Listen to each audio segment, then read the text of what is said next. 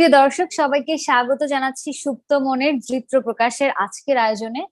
এবং অন্তর্কথন ফেসবুক থেকে আজকে এই অনুষ্ঠানটি আপনারা দেখতে পাচ্ছেন। বরাবরের মতো আজকের আয়োজনে একজন আলোকিত মানুষকে নিয়ে হাজির হয়ে গেছি, যিনি নিজে শারীরিক প্রতিবন্ধকতার শিকার হয়েও নানা বাধা পেরিয়ে কিভাবে আসলে এগিয়ে গেছেন। এবং শুধু তিনি একা এগিয়ে যাননি, তার মতো যারা এইভাবে শারীরিক প্রতিবন্ধকতার শিকার, সেই সব মানুষদেরকে আরো একটু এগিয়ে নিয়ে যেতে, আর একটু ভালো রাখতে তিনি প্রতিষ্ঠা করেছেন, একটি স্কুল প্রতিষ্ঠা করেছেন, কল্যাণ সংস্থা। তো আগে তার সঙ্গে পরিচয় করে দিই, তারপর তার কর্মকাণ্ডগুলো নিয়ে কথা বলবো। স্বাগত জানাচ্ছি আমাদের আজকের অতিথি সোহেল রানা ভাইকে। ভাই, আসসালামু আলাইকুম। ওয়ালাইকুম আসসালাম। কেমন আছেন ভাইয়া? আলহামদুলিল্লাহ, আমি ভালো আছি। আপনারা সবাই কেমন আছেন? খুব ভালো আছি। এবং আপনার এই যে এত সুন্দর করে বললেন আলহামদুলিল্লাহ ভালো আছি, আপনাকে এরকম ভালো দেখতে আমাদেরও ভীষণ ভালো লাগছে। তো যেটা বলছিলাম আমি শুরুতেই, যে শুধুমাত্র নিজের ভালো থাকা নয়, আপনি নিজের শারীরিক প্রতিবন্ধকতার শিকার হয়েও অন্যদেরকে নিয়ে যেভাবে ভেবেছেন, আমরা আসলে যারা সুস্থ স্বাভাবিক মানুষ আছি তারাও অনেক সময় অতটা ভাবতে পারি না, বা যারা বিত্তশালী আছেন তারাও অতটা ভাবতে পারে না। তো আপনার কাছে একটু জানতে চাই, এই যে শারীরিক প্রতিবন্ধকতার শিকার যারা, তাদেরকে নিয়ে একটা স্কুল তৈরি করা বা কল্যাণ সংস্থা তৈরি করা, এই ভাবনাটা কিভাবে এলো? তো আমি যেহেতু আমার বয়স যখন 6 মাস, তখন আমাকে পোলিও টিকা দেওয়া হয়। পোলিও টিকাতে আক্রান্ত হয়ে আমার দুইটা পা ফুলিয়ে যায়। তারপরে আমি আস্তে আস্তে সেরিব্রাল পালসি প্রতিবন্ধীতে আক্রান্ত হই। তো আমি নিজে বেশি দূর লেখাপড়া করতে পারি নাই। তো আমার ছোটবেলা থেকে একটা ইচ্ছে ছিল যে আমি যেহেতু একজন প্রতিবন্ধী মানুষ, তো আমি এই সমাজের অসহায় অবহেলিত প্রতিবন্ধী মানুষদের জন্য ভালো কিছু একটা করতে চাই। সেই ভাবনা তারপরে থেকে আমি হ্যাঁ বলেন। তারপরে আমি শুরু করি আলোর সন্ধানে প্রতিবন্ধী উন্নয়ন সংস্থা নামক একটি সংগঠন। এটা শুরু করি আমি 2016 সালে। তখন আমার সংগঠনের শুরুতে প্রতিবন্ধী সংখ্যা ছিল 7 জন। আস্তে আস্তে এখন আমার প্রতিবন্ধী সংস্থায় উপকারভোগী প্রতিবন্ধীদের সংখ্যা 550 থেকে প্রায় 600 জন। বাহ, দারুণ। এই যে আপনার জার্নিটা, আপনার এই যে আলোর সন্ধানে এই স্কুল এবং প্রতিবন্ধী কল্যাণ সংঘ, এটা নিয়ে কথা বলবো, কিন্তু তার আগে আপনার জার্নিটা সম্পর্কে জানতে চাই। যে বলছিলেন যে বেশি দূর পড়াশোনা করতে পারেননি, নিশ্চয়ই একটা ছোটবেলায় আকাঙ্ক্ষা ছিল যে আমি বড় হয়ে এখানে পড়বো বা এইরকম কিছু একটা হব, সেটা কেমন ছিল? তো আমি যখন প্রতিবন্ধী ছিলাম, তখন যেহেতু আমার লেখাপড়া যখন সুযোগ যখন হয় না, তখন আমি প্রতিবন্ধীদের বিষয়টা নিয়ে গভীরভাবে ভাবতে শুরু করি। আমাকে যখন আমার বাবা মা স্কুলে যখন ভর্তি করাতে যায়, তখন আমাকে স্কুলের টিচাররা তখন আমাকে সেভাবে ভর্তি করে নিতে চায় না। যেহেতু একজন প্রতিবন্ধী হুম। মানুষ, সে নিজে চলাফেরা নিজে করতে পারে না, তাকে আমরা ভর্তি করে নিয়ে আমরা কিভাবে কি করব? এইটা নিয়ে আমার শিক্ষকরা একটু দুশ্চিন্তায় পড়ে গেল। তারপরে আমি শিক্ষকদের কাছে খুব রিকোয়েস্ট করলাম। রিকোয়েস্ট করার পরে শিক্ষকরা আমাকে ভর্তি করে নিল। স্কুলে ভর্তি করে নেওয়ার পরে আমার প্রত্যেকদিন স্কুলে যে ক্লাস করার মতন আমার সুযোগ হতো না। কারণ আমি ছিলাম একজন দরিদ্র পরিবারের ছেলে, আমার বাবা একজন গরিব কৃষক। কারণ আমাকে প্রত্যেকদিন স্কুলে নিয়ে গেলে তো আমার বাবার সংসার চলবে না। তো আমাকে সপ্তাহে একদিন হুম। স্কুলে আমাকে রেখে আসতো।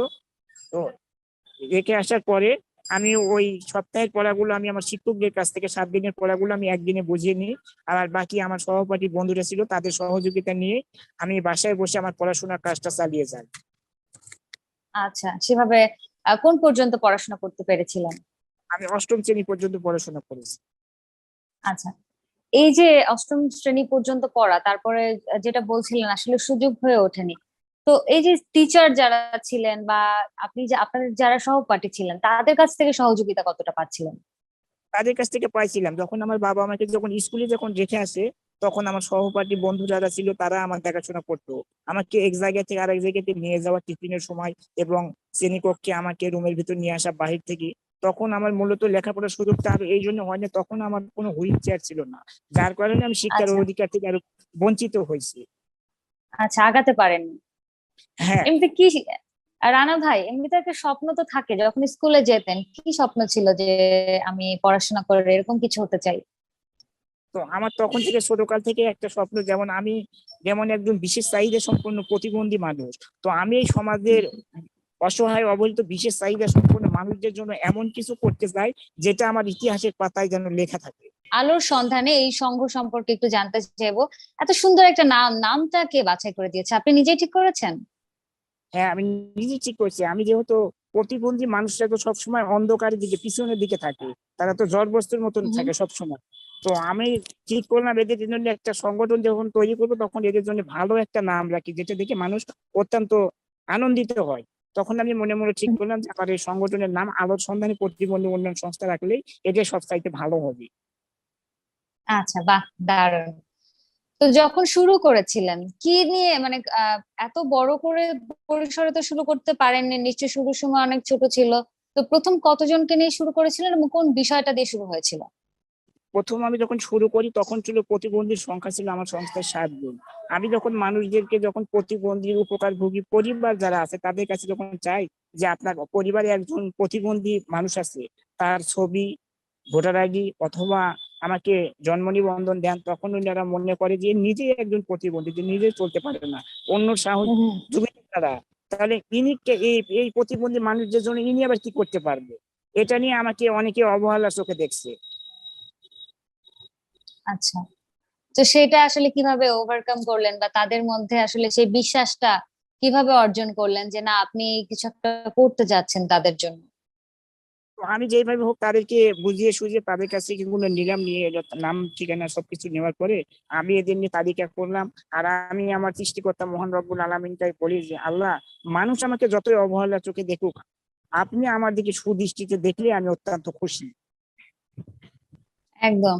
তো সোলানা ভাই আমি যেটা করে যাচ্ছেন, নিশ্চয়ই নিশ্চয়ই সৃষ্টিকর্তা আসলে আপনাকে অনেক বেশি ভালোবাসেন এবং আপনি এগিয়ে হ্যাঁ, যাচ্ছেন আপন গতিতে। সোলানা ভাই, এই যে যে আলোকিত সংঘ, এটার কোন কোন কার্যক্রম দিয়ে শুরু হয়েছিল, মানে শুরুর দিকে কি প্রতিবন্ধীদের সাহায্য সহযোগিতা আপনি করছিলেন? এখানে গঠনতন্ত্রে অনেকগুলো দিক নির্দেশনা আছে, যেমন বাল্য বিবাহের প্রতিরোধ, হুম হুম। সা- এ, এদের সামাজিক উন্নয়ন, মাদকদ্রব্য নিয়ন্ত্রণ, এগুলো অনেকগুলো ইয়ে আছে। গঠনতন্ত্রে এটার একটা ইয়ে আছে, নির্দিষ্ট এটা আছে। নীতিমালা তো আছে। হুম হুম। হ্যাঁ, নীতিমালা আছে। তো ওই নীতিমালা অনুযায়ী আমি ওটা তৈরি করেছি।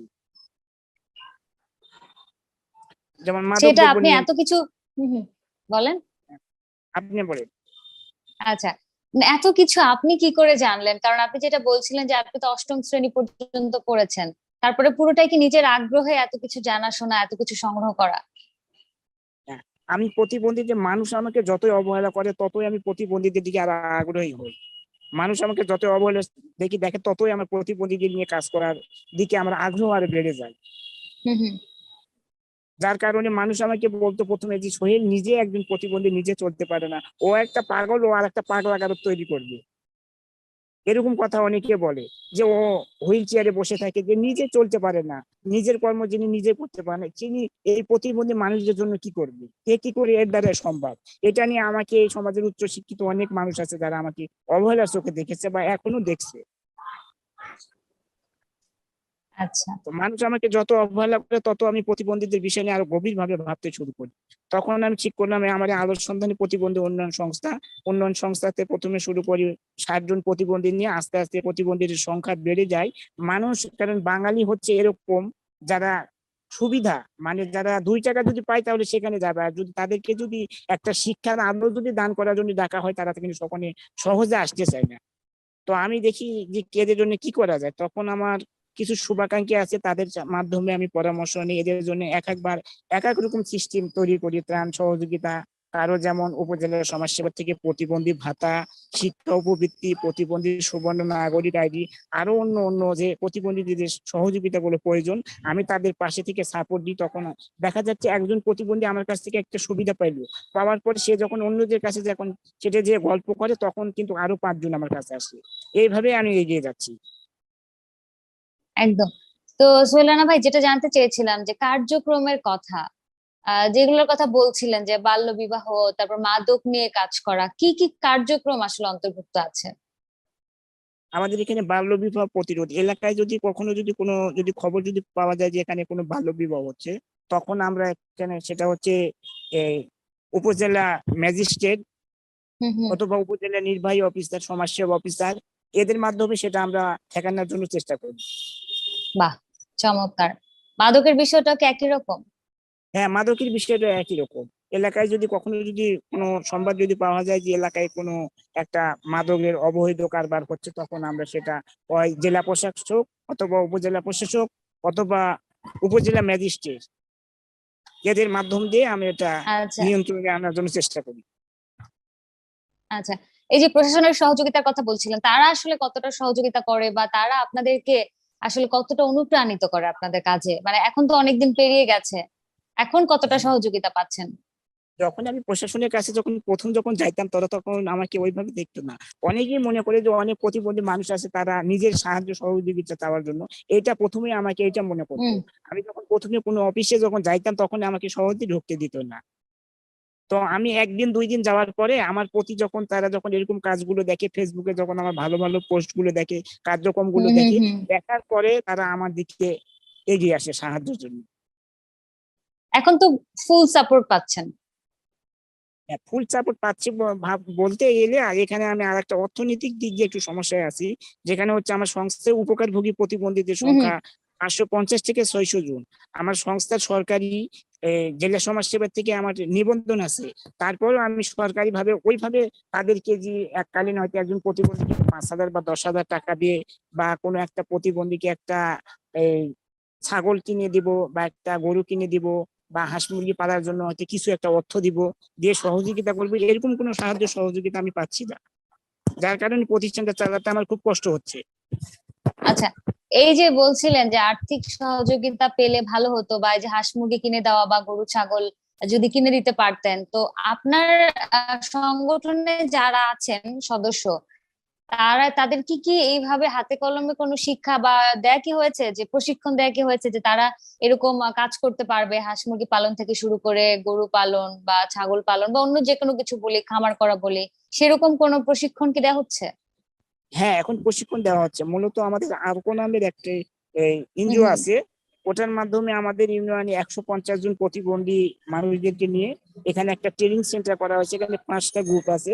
এই 5টা গ্রুপে প্রতিবন্ধীদের এরকম ট্রেনিং দেওয়া হয়।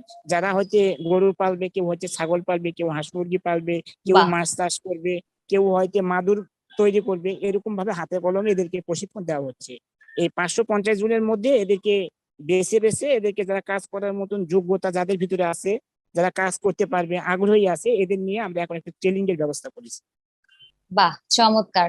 তো এখানে আপনারা এখন প্রত্যাশা করছেন যেন সরকার সহযোগিতা করে হ্যাঁ, আমি সমাজের সরকারি যে বলুন হ্যাঁ, বলুন আমি যদি সরকারি ভাবে। সরকারি ভাবে আমি যদি একটু যদি সাপোর্ট যদি পাই অর্থনৈতিক ভাবে, তাহলে আগামী দিনে আমি আরো অনেক ভালো কাজ করতে পারবো। কারণ আমি একজন বিশেষ চাহিদা সম্পন্ন প্রতিবন্ধী। সরকার আমাকে মাসে ভাতা দেয় 750 টাকা। এই 750 টাকাটা দেখা যায় যে অন্য একজন পরিবারে প্রতিবন্ধী মানুষের 2 দিনের ওষুধ কেনার টাকায় হয় না। তাহলে বাকি 28টি দিন তার কিভাবে চলে? প্রতিবন্ধী ভাতা কি এত কম মাসিক এখন? হ্যাঁ, 750 টাকা দেওয়া হয়। আচ্ছা, আর এই টাকাও নিঃসন্দেহে আমি সেটাতে আসলে কিছু হওয়ার কথা হ্যাঁ, না। এই টাকাও আমাদের সরকার যেটা দেয়, এই টাকাও আমি এই প্রতিবন্ধী মানুষদের জন্য কাজ করতে আমার ব্যয় হয়ে চলে যায়। এর পিছনে আরো কম করে প্রত্যেক মাসে আমার 4 থেকে 5 হাজার টাকা আমার নিজের থেকে খরচ করতে হয়। যেমন বিভিন্ন অফিসে যাতায়াত করা, যেমন আমি নওগাঁ যদি ডিসি স্যার অথবা জেলা সমাজসেবার কাছে যাই, তখন তো আমি তো আর হুম। এইভাবে তো যাইতে পারি না। তখন আমি একটা রিজার্ভ গাড়ি নিই, যে গাড়িকে 600 থেকে 700 টাকা ভাড়া দিতে হয়। আর অন্য অন্য আদার্স খরচ আছে, এই মিলে প্রায় দেখা যাচ্ছে যে একবার আমি যদি নওগাঁতে যাই, তাহলে আমার একবারে 1,000 টাকা খরচ পড়ে। উপজেলায় গেলে 4 থেকে 500 টাকা খরচ পড়ে। যার তো কারণে এই যে আপনার প্রতিষ্ঠানে সামাজিক কর্মকাণ্ড, সোহেল রানা ভাই, যেটা বলছিলেন যে আপনার তো আসলে এই সংগঠনের পিছনে অনেক খরচ আছে, ব্যক্তিগত খরচ রয়েছে, বা এই যে সদস্য যারা, তাদের যে ভাতাটা দেয়া হচ্ছে সেটা তো আসলে পর্যাপ্ত না, আপনি যেটা বললেন। তো হ্যাঁ, সমাজে যারা বিত্তবান, যারা দেখে আসছে যে আপনি এই যে প্রতিবন্ধীদের জন্য এত কিছু করছেন, তারা কে কে আসছে এখানে আর্থিক তারা সহযোগিতা নিয়ে? আসতে বলছে, তেমন ভাবে কেউ এগিয়ে আসেনি। আমার একজন শুভাকাঙ্ক্ষী আছে, যিনি আমাকে এই 2016 সাল থেকে এখন পর্যন্ত আমাকে বিভিন্ন ভাবে সাপোর্ট দিয়ে যাচ্ছেন। তিনি হচ্ছেন ঢাকা শেরে বাংলা ইংরেজি ভাষা বিভাগের chairman, professor Mohammad Akhtar Hossain sir. তো আমি আমার আচ্ছা। সংগঠনে এখন পর্যন্ত যতটুকু সাপোর্ট পেয়েছি, আমি সবগুলো স্যারের মাধ্যমেই পাই। স্যার যেমন আমাদের প্রতিবন্ধী মানুষদের জন্য যেমন বিভিন্ন 2টা ঈদে অন্তত 100 জন প্রতিবন্ধী মানুষদেরকে ত্রাণের ব্যবস্থা করে দেন। অন্য অন্য সুযোগ বাহ, সুবিধা যেগুলো আছে চমৎকার। এদেরও ব্যবস্থা করে দেন। আচ্ছা, সোলানা ভাই, এবার আমি একটু বিদ্যালয়টা নিয়ে কথা বলতে চাই।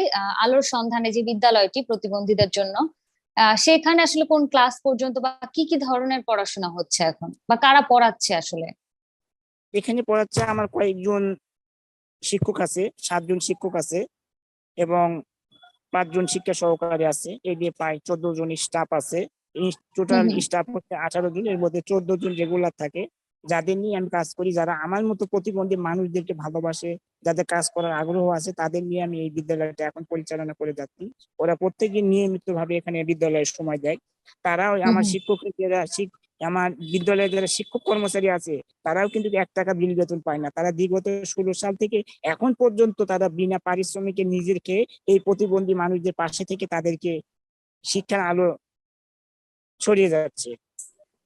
আচ্ছা, কি পড়াশোনা, কি এটা ক্লাস ওয়াইজ কোনো পড়াশোনা নাকি এমনিতে হ্যাঁ, হাতে আমরা কলমে শিক্ষা বা একদম প্রাথমিক হাতে যে শিক্ষাটা আছে সেটা? প্রাথমিক শিক্ষা থেকে শুরু করে হাতে কলমে, যেগুলো মনে করেন মা ও শিশু থেকে শুরু করে 5ম শ্রেণী পর্যন্ত আছে। আচ্ছা, পঞ্চম শ্রেণী এর পর্যন্ত মধ্যে হ্যাঁ পড়ানো হচ্ছে। আচ্ছা, সোলানা ভাই, 2016 সালের কথা বলছিলেন, সেই যে শুরু হলো, এখন 2022 সাল, অনেক বছর পেরিয়ে গেছে। এত হ্যাঁ কষ্ট, এত শ্রম দিয়ে দাঁড় করানো একটা সংগঠন, কখনো কি মনে হয়েছে যে না, আমি আসলে নিজে নিজে এত কষ্ট আর করতে পারছি না, আমি সব বাদ দিয়ে দিব, এরকম হতাশ হয়ে গেছেন কখনো কাজ করতে গিয়ে? ওরকম হতাশ হলে তো করার কিছু নাই, না পারতেছি বাচ্চাদের মুখের দিকে তাকিয়ে ছেড়ে যেতে, না পারতেছি ধরে রাখতে, আমি এখন এরকম সমস্যার মধ্যে পড়ে গেছি। তো আমি যদি তাদেরকে যদি ছেড়ে যদি চলে যায়, তাহলে তাদের এই এতদূর পর্যন্ত আসার পরে তাদের ভবিষ্যৎ জীবনটা আবার অন্ধকারের দিকে চলে যাবে। যার কারণে আমি এখন পর্যন্ত কষ্ট করে প্রতিষ্ঠানটা ধরে রাখছি। আপনি তো আসলে মানে একজন অভিভাবক তাদের সবার, তো সেই জায়গা থেকে সেই দায়িত্বটা পালন করতেই হচ্ছে। আপনার নিজের পরিবারের কথা একটু জানতে চাই। পরিবারের সবার সাপোর্ট কতটা পাচ্ছেন, তারা কেমন আছে? পরিবারের সবাই এখন, আমার মা নেই, আমার মা মারা গেছে 2016 সালের সেপ্টেম্বর মাসের 27 তারিখে। তো এখন আমার দেখাশোনা করে আমার পরিবারে আরো 2টা ভাই আছে, ভাবি আছে এবং বাবা আছে। বাবাও বৃদ্ধ হয়ে গেছে। আমাকে ছোটকাল থেকে আমার বেশি দেখাশোনা করতে সেটা হচ্ছে আমার বাবা। বিগত প্রায় 2 বছর ধরে বাবা একবারে বিছানাগত অসুস্থ অবস্থায় ছিল, এখন আল্লাহ একটু সুস্থ করছে, এখন একটু সুস্থ হয়েছে। তো আমাকে 24 ঘন্টায় আমার দেখাশোনা করে আমার বাবা। আচ্ছা, দোয়া করি আপনার বাবা সুস্থ থাকুন। আহ আহ, কারণ আমার তার বাবা যদি দীর্ঘায়ু কামনা করে নিশ্চয়ই। হ্যাঁ, আমার বাবাকে যদি আল্লাহ যদি সুস্থ যদি রাখে এবং যদি দীর্ঘ আর একটু যদি সময় যদি লম্বা টাইম যদি হায়াত দান করে, তাহলে আমি এই মানুষদের জন্য আগামীতে কিছু করতে পারবো। কারণ আমার বাবা ছাড়া আমার এই পৃথিবী অন্ধকার। কারণ বাবা যদি আমাকে ছেড়ে যদি চলে যায়, আল্লাহ যদি উঠে নেয়, তাহলে আমার পাশে দাঁড়িয়ে আমাকে যে প্রত্যেকদিন যে 24 ঘন্টা আমাকে সাপোর্ট দিবে, এরকম লোক হয়তো আমি কাউকে পাবো না। বট গাছের মতো আপনার উপরে ছায়া হয়ে হ্যাঁ, আছেন আপনার বাবা। হ্যাঁ, আচ্ছা সোলানা বট ভাই, এবার একটু জানতে চাই, এই সংগঠন নিয়ে তো অনেক কথা বললাম, আপনার কর্মকাণ্ড, তারপরে আপনার পড়াশোনা নিয়ে কথা বললাম।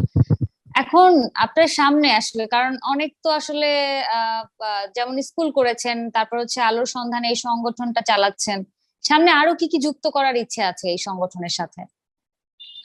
আমার অনেক কিছু করার জন্য ইচ্ছে আছে, এখন দেখি সৃষ্টিকর্তা আমাকে কত দূর পর্যন্ত এগিয়ে নিয়ে যাবে।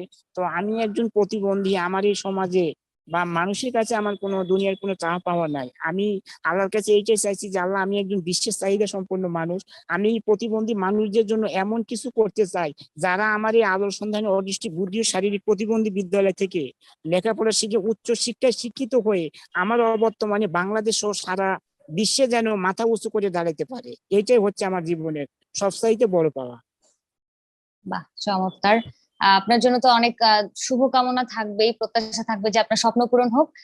তবুও একটু জানতে চাই যে একদম সব শেষে, যে সমাজের যারা বিত্তবান আছে বা সরকার যারা আছে, তাদের কাছ থেকে আপনার কি চাওয়ার আছে বা তাদেরকে কি বলার আছে?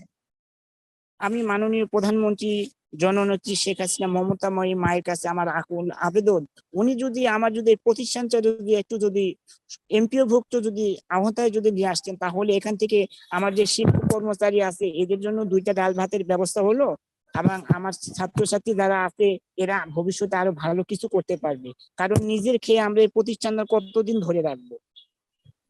তাই এখন প্রত্যেক দিন আমার সরকারি একটা প্রতিষ্ঠানে পৃষ্ঠপোষকতা আপনি চাচ্ছেন? হ্যাঁ, আমি সরকারি এমন একটা সাপোর্ট চাচ্ছি, যাহাতে এই প্রতিষ্ঠানটা চালাতে আমার কোনোদিন যাহাতে কোনো কষ্ট না হয়। আমি এরকম সাপোর্ট চাচ্ছি। নিশ্চয়ই। আর সমাজের যারা আপনার আশেপাশে বিত্তবান আছেন, বলছিলেন যে তাদের মধ্যে কিছু কিছু মানুষ মাঝে মাঝে এগিয়ে আসে, তাদের জন্য কি হ্যাঁ, বলার আছে? তো যারা আমাকে এইভাবে সাপোর্ট দিয়ে আসতেছেন, বিশেষ করে আমার চৌধুরী স্যার, ঢাকা শেরে বাংলা ইংরেজি ভাষা বিভাগের প্রফেসর জনাব মোহাম্মদ আক্তার হোসেন, আল্লাহ যেন স্যারকে যেন আরো যেন দীর্ঘদিন যেন জীবিত রাখেন এবং আমাদের মতো অসহায় মানুষদের পাশে থেকে যেন সেবা করে যেতে পারেন, আমি স্যারের জন্য এই কামনাই করি। কারণ স্যারকে যদি আল্লাহ যদি সুস্থ এবং ভালো রাখে, স্যার আমাদের জন্য অনেক কিছু করেছে এবং আগামীতে করবে। হ্যাঁ, কিন্তু সেটা বললেন, আরো যারা আছেন সমাজে বিত্তবান, তারা আসলে কিভাবে আপনার সঙ্গে যুক্ত হতে পারে বা এগিয়ে আসতে পারে, তাদের জন্য কিছু বলুন। বা আজকে তো অনেকেই দেখবে, আসলে তারা যদি চায় আপনার সংগঠনকে একটু পৃষ্ঠপোষকতা করতে বা সংগঠনের সাথে গিয়ে আপনাকে কাছ থেকে দেখতে যে আপনার কর্মকাণ্ডগুলো কেমন হচ্ছে, সেটা তাদেরকে কি বলার আছে? আমি এই সমাজের বিত্তবানদের দৃষ্টি আকর্ষণ করে বলছি, তারা যদি আমার পাশে দাঁড়িয়ে আমার এই প্রতিষ্ঠানে যদি একটু যদি আর্থিক ভাবে যদি সহযোগিতা করে, আমি তাদের সহযোগিতা পেলে আগামীতে আরো অনেক ভালো কিছু করতে পারবো। কারণ আমি আর্থিক ভাবে একটু দুর্বল হয়ে আছি। কারণ এই সংগঠন চালাতে গিয়ে এবং বিদ্যালয় চালাতে গিয়ে আমার বিদ্যালয়ে এখন প্রত্যেকদিন পার ডে প্রায় 2,000 টাকা খরচ হচ্ছে। বাচ্চাদের নাস্তা দেওয়া, গাড়ি ভাড়া দেওয়া, এরকম বাচ্চাদের খাতা কলম, এরকম আরো অনেক মিলে প্রায় প্রত্যেক দিনে এখন 2,000 টাকা খরচ করতেছে। এই খরচটা এখন কোথা থেকে আসছে আসলে?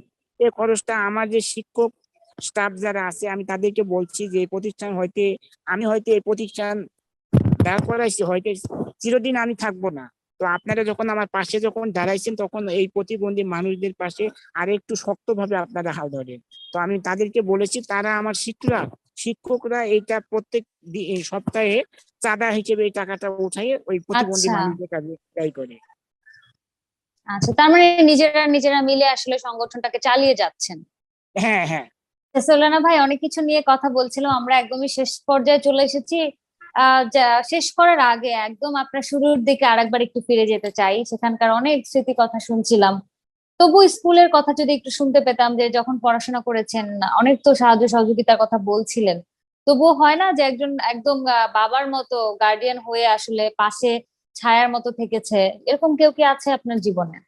হ্যাঁ, আমার জীবনে আমার বিদ্যালয়ে আমার প্রথম শ্রেণী থেকে শুরু করে আমার পড়াশোনার দিক দিয়ে আমাকে খুব সহযোগিতা করেছেন আমার বিদ্যালয়ের প্রধান শিক্ষক আনিসুর রহমান এবং ভারপ্রাপ্ত সহকারী প্রধান শিক্ষক অর্চনা রানী সরকার ম্যাডাম এবং সহকারী শিক্ষক মাসুদ রানা।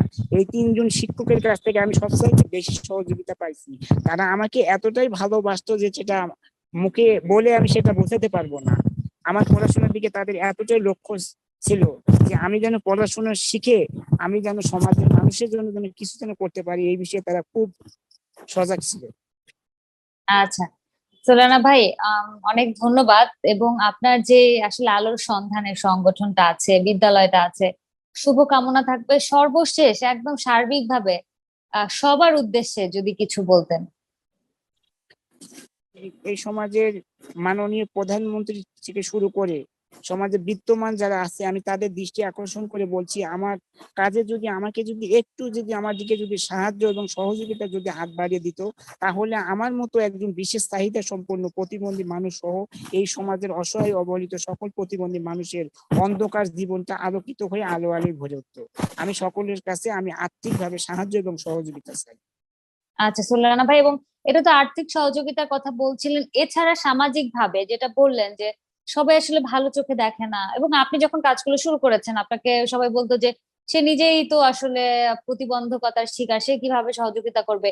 এই যে একটু আর চোখে দেখা, এই এই মানে তাদেরকে কি বলবেন যে সমাজের মানুষদেরকে আসলে মানসিক সাপোর্টটা কতটা দরকার? আপনাদের আর্থিক সহযোগিতার কথা বলছিলেন, কিন্তু সমাজের যারা আসলে এরকম প্রতিবন্ধকতার শিকার বা বিশেষ চাহিদা সম্পন্ন মানুষ আছেন, তাদের আশেপাশে যারা বাস করে সুস্থ মানুষ, স্বাভাবিক মানুষ, তাদের মানসিক সাপোর্ট বা তাদের এই যে মনের জোরটা কতটা প্রয়োজন আপনাদের জন্য, যে না তোমরা পারবে, তোমরা ভালো কিছু করবে, এই যে উৎসাহ দেওয়া, সেটা আসলে কতটা প্রয়োজন এবং কতটা পান আপনারা? এরকম কিছু কিছু লোক আছে যারা আমাকে সাপোর্ট দেয়, আমাকে সহযোগিতা করে, অনেক পরামর্শ দেয় যে সোহেল, তুমি তো অনেক ভালো ভালো কাজ করো, তো আমরা তোমার জন্য দোয়া করি তুমি যেন আগামীতে আরো ভালো কাজ করতে পারো। তারা আমাকে এভাবে পরামর্শ দেয় যে তুমি যদি এই কাজটা যদি এইভাবে যদি করতে যদি পারো, তাহলে তোমার জীবনে অনেক উন্নতি হবে, প্রতিবন্ধী মানুষদের জন্য কিছু ভালো কিছু করতে পারবে।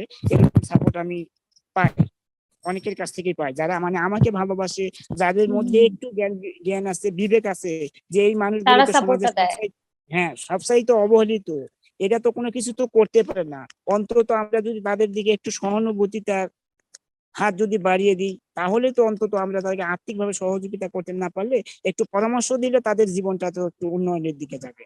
এরকম কিছু লোক আছে যাদের কাছ থেকে আমি সহযোগিতা পাই। নিশ্চয়ই, এবং আমরা প্রত্যাশা করব যে সমাজে যারা আমরা বাস করছি, যারা যাদের আশেপাশে এরকম বিশেষ চাহিদা সম্পন্ন মানুষ আছেন, তাদেরকে যেন আমরা সবসময় উৎসাহ দিয়ে যাই। আর্থিকভাবে সাহায্য করতে না পারি, অন্তত পক্ষে তাদেরকে মানসিক শক্তিটা যেন যোগাতে পারি। সেই মানসিকতা সবার মধ্যে গড়ে উঠুক, সেই প্রত্যাশা থাকলো। সুলতানা ভাই, অনেক ধন্যবাদ আপনাকে। আজকে এই অন্তর্কথনের পরিবারকে আপনি সময় দিয়েছেন এবং আমাদের মাধ্যমে সমাজের অনেক মানুষের কাছে আসলে আমরা চেষ্টা করব আপনার এই বার্তাটি পৌঁছে দেবার জন্য। অনেক ধন্যবাদ রানা ভাই, আমাদের সঙ্গে যুক্ত হওয়ার জন্য। অনেক শুভ কামনা এবং আপনার জন্য ঠিক আছে আসলে ম্যাডাম। অনেক অনেক দোয়া থাকবে, হ্যাঁ, যারা আমাদেরকে এই আমি, মুহূর্তে দর্শক দেখছেন তাদের পক্ষ থেকেও। হ্যাঁ, আমি সকলের সুস্বাস্থ্য এবং দীর্ঘায়ু কামনা করে আমি আমার সংক্ষিপ্ত বক্তব্য এখানে শেষ করছি। জয় বাংলা, জয় বঙ্গবন্ধু, বাংলাদেশ চিরজীবী হোক। আসসালামু আলাইকুম। ওয়ালাইকুম আসসালাম রানা ভাই, অনেক ভালো থাকবেন। দর্শক, আপনারা দেখছিলেন সুপ্ত মনের দৃপ্ত প্রকাশ, এবং আজকের অন্তর্কথনের পরিবারের সঙ্গে যিনি ছিলেন তিনি হলেন সোহেল রানা ভাই, একজন বিশেষ চাহিদা সম্পন্ন মানুষ, যিনি নিজে শারীরিক প্রতিবন্ধকতার শিকার হয়েও তিনি পিছনে পড়ে থাকেননি, তিনি এগিয়ে গেছেন। শুধু একা এগিয়ে যাননি, আরো অসংখ্য এরকম বিশেষ চাহিদা সম্পন্ন মানুষদেরকে এগিয়ে নিয়ে যাবার প্রত্যয়ে তিনি এগিয়ে যাচ্ছেন। তো আশা করছি যে তার পাশে আপনারা সবাই দাঁড়াবেন, বা তার আমাদের আশেপাশে যারা আছেন এরকম মানুষ, তাদেরকে অন্তত যে মানসিক শক্তিটা সেটা জুগিয়ে যাবেন। সবাইকে অনেক ধন্যবাদ আমাদের সাথে থাকার জন্য। প্রতিনিয়ত আমরা এরকম মানুষজনদেরকে নিয়ে আমাদের এই আয়োজনে হাজির হওয়ার চেষ্টা করব। অন্তর্কথনের সাথেই থাকুন। ধন্যবাদ সবাই।